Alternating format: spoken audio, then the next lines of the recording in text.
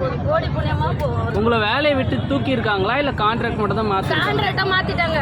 Contract மாத்துறதுனால உங்களுக்கு என்ன பிரச்சனை நீங்க நினைக்கிறீங்க? கான்ட்ராக்ட் எங்களுக்கு தேவையில்லை. நாங்க செய்யற வேலையை நிரந்தரமா நாங்க செய்யற வேலையை கொடுத்துட்டா போதும். எங்களுக்கு அந்த கான்ட்ராக்ட் எங்களுக்கு வேணாம். நாங்க செய்யற வேலையை எங்களுக்கு நிரந்தரமா கொடுத்தாருன்னா போதும். நாங்க வேற எதுவுமே அவரை கேட்கல. இந்த வேலையவே எங்களுக்கு எங்க வேலையை எங்களுக்கு கொடுத்தா போதும். நாங்க வேற எதுவுமே கேட்கலையே. எங்களுக்கு இந்த நாங்க செய்யற வேலையை மட்டும்தான் நாங்க கேட்கறோம். கையெழுத்து போடுறேன் ஒண்ணுமே பண்ண இப்ப எங்க இருக்காருன்னா தெரியல. மூச்சு வச்சு விட மாட்டேங்கிறாரு.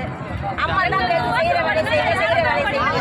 மேயரம்மா நாங்களாம் சேர்ந்து மேயரம்மாக்குறோம். மேயரம்மா இப்ப அப்படி வந்து அப்படி ஓடிடுது. இப்போ மேயர் தரப்புல பாத்தீங்கன்னா உங்களை வந்து அவங்க பேச்சுவார்த்தை கூப்பிட்டு இருக்காங்க, பேச்சுவார்த்தை நடந்துட்டு இருக்குது.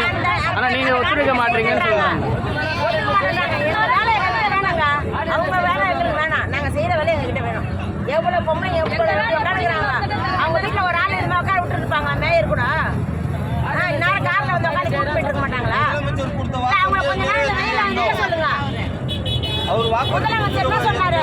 ஒரு அம்மா அழுதுச்சு, காலில் விழுந்து. அந்த அம்மாட்ட சொன்னாரு, வந்த உடனே நான் உங்களுக்கு கையெழுத்து போடுறேம்மான்னாரு. வேணா ஒன்று நிமிஷம் போடுறது கையெழுத்து போடுறேன். நாங்கெல்லாம் பாவம் பார்த்தா அவர் உட்கார அவர் எங்கேயே போட்டுருக்காரு. கார் காப்பாற்றி போலாமா?